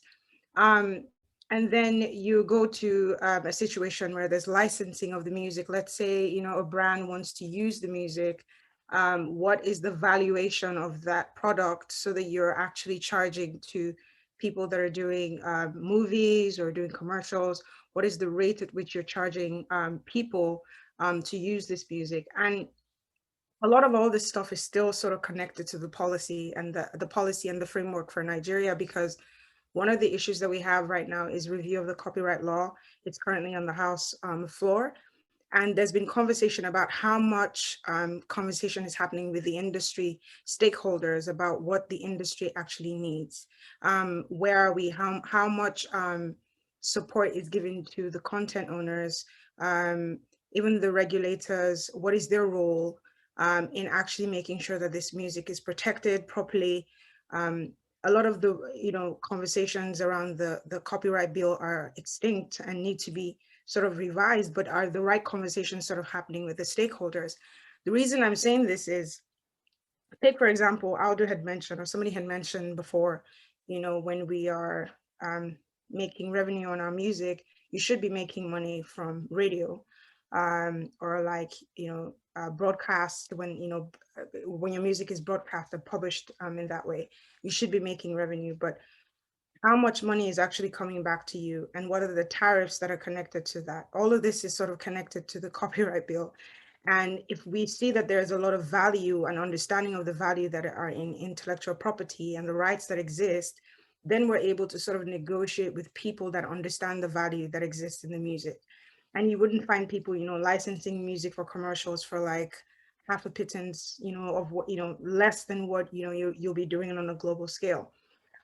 So these are some of the things that I find affect the way we are presented internationally, or even like, you know, people understanding how to, the importance of even licensing music in movies, because we still have situations where, and it's becoming more prevalent as people are learning more and doing a lot of these trainings and these conversations. People are pulling down movies that have songs in them that have not been properly licensed or properly cleared. So I think, yes, there's the conversation around education, but there's also conversation around the framework and understanding from a policy point of view, how much protection we have. More recently, you find groups like the Music Publishers Association or the Recording Record Label Association of Nigeria. these are bodies that are sort of forming to create avenues for people to come as a body to challenge the existing rules that need to be changed and are defunct, and also providing representation when things like the copyright review are being done, or like that can challenge organizations that are supposed to be protecting the interests of artists and the like, but aren't really doing it efficiently. Let's also talk about like the NCC, like they're an organization, they're supposed to regulate the copyright, but then how much support are they getting from a federal level to support them actually carrying out their functions? Or, do they have, yes, they have regulatory powers, but do they have enforcement powers? So I find that, it's very difficult to talk about the legal framework without first understanding how much value are we putting to the music to then take time to create the policies to protect the music. When these things are done, then it's easy for us to have international conversations. And I think it's easy for us to have partnerships with people internationally when they have an understanding generally of the framework that we're working in. And they can see, like, if I have issues with my work, what is the actual process that I can use to make sure that I'm getting support or I'm protected. And even just when you're doing evaluation with third parties, the intellectual property rights that you have, do we have systems in place to do evaluation of the content so that we know the local standing, so that when we're having conversations with people, we're doing it from a point of power and understanding of the rights, that we have, and the value of the content that we have. And that puts us in a place where we're having the right conversations. So whether we like it or not, we do need a lot of help from the government. We do need a lot of, and starts with the review of the copyright law, but we also need a lot of conversation between the private and the public institutions that have been set up for a long time. When we talk about the music business or entertainment business in Nigeria, it's been supported largely by the private sector. But what we need now is more of an intentional conversation from government bodies and organizations that have been set up to protect these rights, having, and it can be literally like, doing a call and doing a town hall and having conversations, so that it's not just certain people that you're inviting, but make a broad, call out for everybody to come and sit down and have the conversation, so that we're preparing for a situation where we're not constantly losing revenue, and we're not able to sort of capture the revenue that's being made and create an industry. Because without the systems, it's very difficult for you to put yourself out as an industry. And I think that we have the content, but we just don't have the framework. And it starts with understanding the legal rights, protecting them adequately, and then having the framework for valuation and creating that economy around the content. So I know I talked about a bunch of things, but I think they're all connected. It's just about like, where do we start? Thanks for that, Ivy. Thank you. Always succinct, always clear, and it's good to hear all of the great work that you're doing. My quick question, right? I know that you're in the process of, you're part of making this happen, especially with the new copyright law, or the modified copyright law. Do we have more policies that are friendly towards the industry coming up, or are we just gonna stick this one through and see how it goes? Quick question before I go to share. Yeah, so we've actually been, I know that Music Publishers Association have been really trying to get their hand on the new bill, so that we can have a thorough review of it and then give comments and the like. But from our point of view, there are still some areas that still need proper elucidation and definitely a lot more emphasis in protecting the rights of people. I'm not able to speak largely on it right now because, like I said, I haven't seen it. But I know that key areas for us would be like the private copy levy. That's a huge conversation that we need to be talking about. How do we retain some kind of revenue that we can bring back into the industry just from like imports of phones and the like? We need to talk about how do we determine tariffs, who's the body that deals with that? We need to talk about general, just proper representation of digital rights. We need to talk about, even for piracy, when we're thinking about, how music is constantly, we sort of lose revenue from to pirate sites and blogs. what's the legal framework for challenging those people? Do the systems that we have in place right now, do they work? Do we need to be relegating more enforcement power to certain people? Like, what are the realities of the things on ground? What has happened between, when the first one was created and where we are now? So I wouldn't say necessarily, I mean, I think there are a couple of bills on the floor. I think there's one or two, but like I said, I haven't seen it. I haven't read it. We've been trying to get our hands on it. But I know that there's still a lot of work that needs to be done in the conversation so that we can have the right things in place to protect us. Thank you for that, Ivy. Thank you so much. I'll come back to you with a couple of questions. Share a quick one. So, like Ivy said, what are the realities on ground when it comes to, the legal side of things, and why is it so difficult to get one's hands on some of these bills? Because I know that, in the past you've been involved with, the MCSN, the Collecting Societies debacle in the past, and you are one of the few, alongside IB Abdu, Obi and co, that have been trying to bring some sort of sanity to that whole situation. Could you please enlighten us some more on this?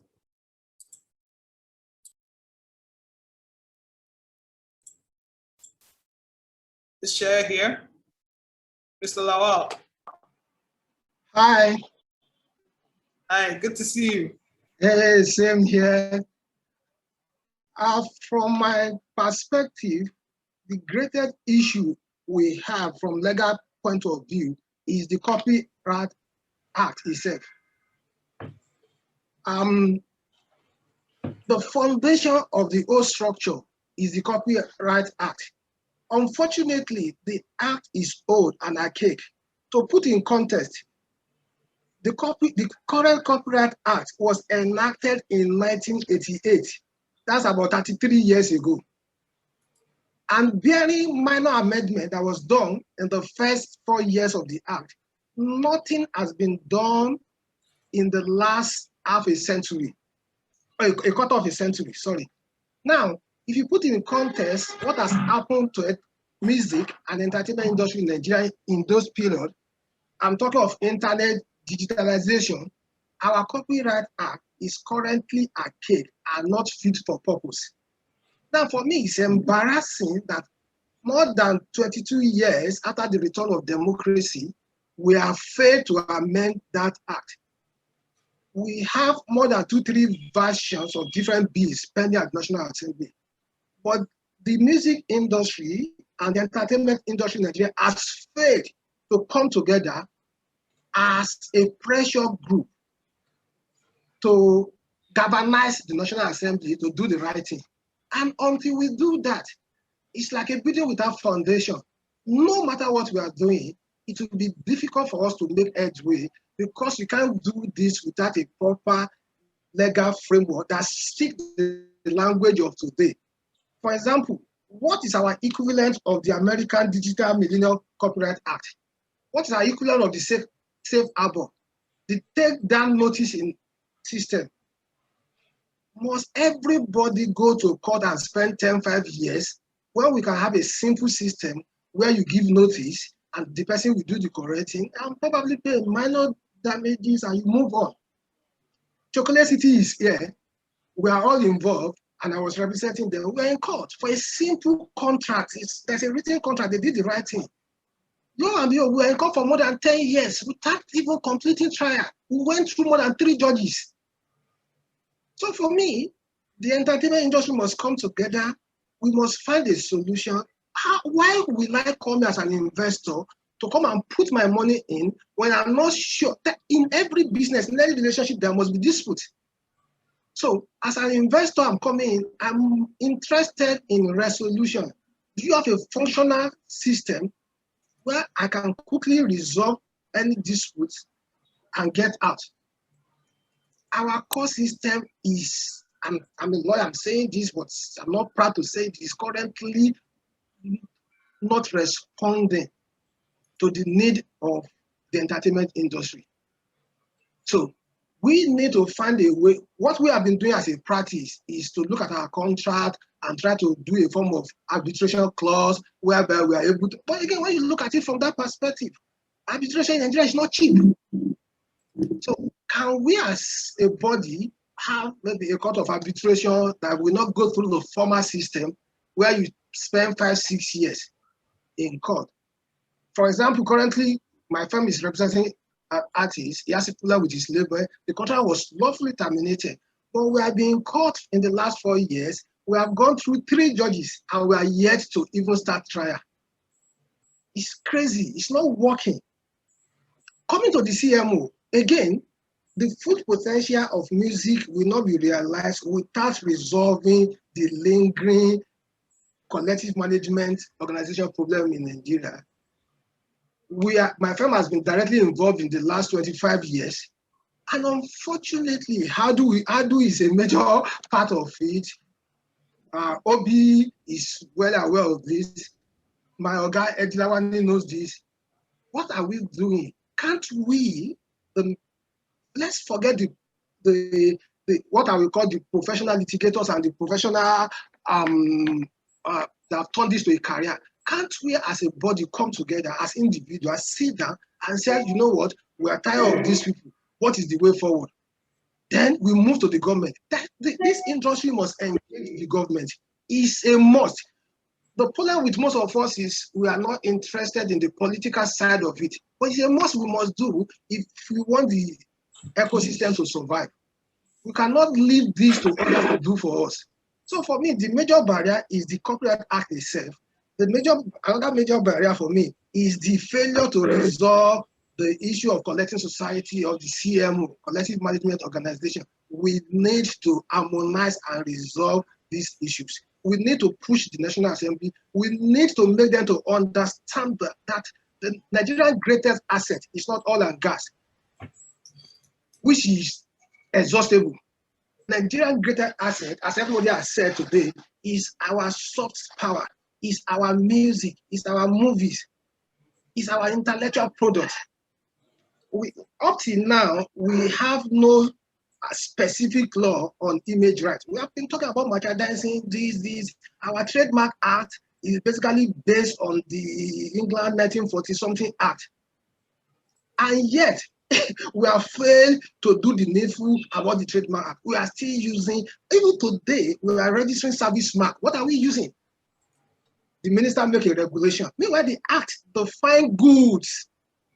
What you can register as a mark in Nigeria are goods, not services. So yes, the minister is introduced by regulation services. But my question is, can a bylaw supersede the substantive law?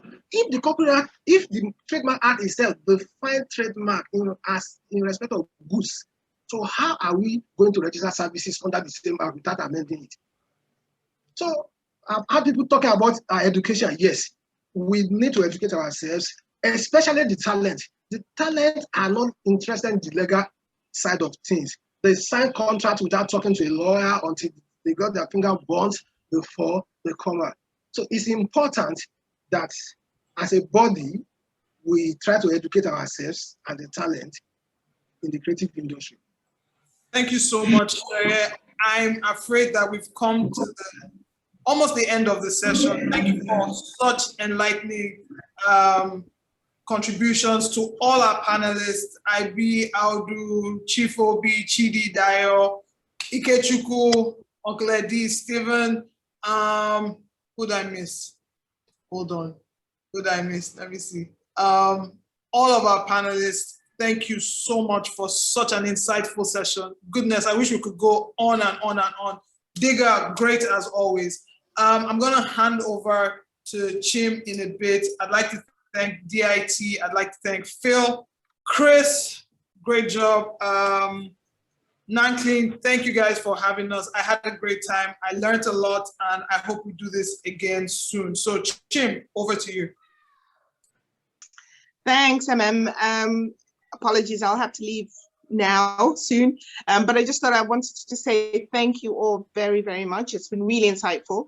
And I've seen a lot of comments in the chat saying we need to do this again. So we'll be looking to organize a second session and probably make it a bit more regular. But as I said, we are also planning a trade mission towards the end of the year. And we really hope to get a lot of participation from people. But yeah, just thank you to all the panelists, thank you to all the speakers, thank you to the audience members for attending. I now have to jump off to the TV and film one, but I just wanted to ask if all the speakers can just put all their cameras on, so we can just take a quick photo for Ben to tweet, if possible. Fantastic. So Chris, I hope you will be able to take a screenshot of everyone. Yeah, I'll do that for you. I think fantastic. Nearly on. So thank you very much, and thank you, Chris, to BPI for hosting us. It's been an absolute pleasure, and I really appreciate it. And no doubt we will be speaking a lot more on this and other ventures. So thank you all very much. I think you might have a Q&A, but I just have to. I think, unfortunately, we've run out of time. But you know, personally, I just want to thank everyone here. There've been some absolutely fascinating insights. We could have done this and made each panel last about 4 hours. And you know, a final sort of thanks to everyone that spoke. Obviously, Phil and all the DIT team in the UK, and obviously the guys out in Lagos. A big, huge round of applause and thanks to MM. Trying to keep people like these guys limited to a few minutes is a humongous task, and she was awesome. And we're going to use her for other things because she's brilliant. You know, she's far better than anyone has ever done this before for us. Thank you all. It's so great. The chat has been wonderful. We do keep a log of it. We'll try and connect you all wherever possible. As Chim said, you know, this is going to be the first in a series of events. You know, when travel is allowed, you know, we want to do this physically. We want to get people in the room together talking, you know, looking at, there's been some interesting talk about how this mirrors what's happened in India, which is a great, you know, great observation. We will continue to do this. I will be sending a recording of this out very shortly. It just take a while for us to download and do it. But, you know, so there's a lot of information on there. We will send that out. And thank you all so much for all your input and all the behind the scenes work. And thank you once again for everyone for joining us today. I hope you all stay safe, and I hope to see you all very soon. Goodbye. Thanks, everybody. Really great to see you all. Really enjoyable. Thank you. Everybody. Hi, Steve. Hi, Abby. Bye-bye. Take care, guys. Bye.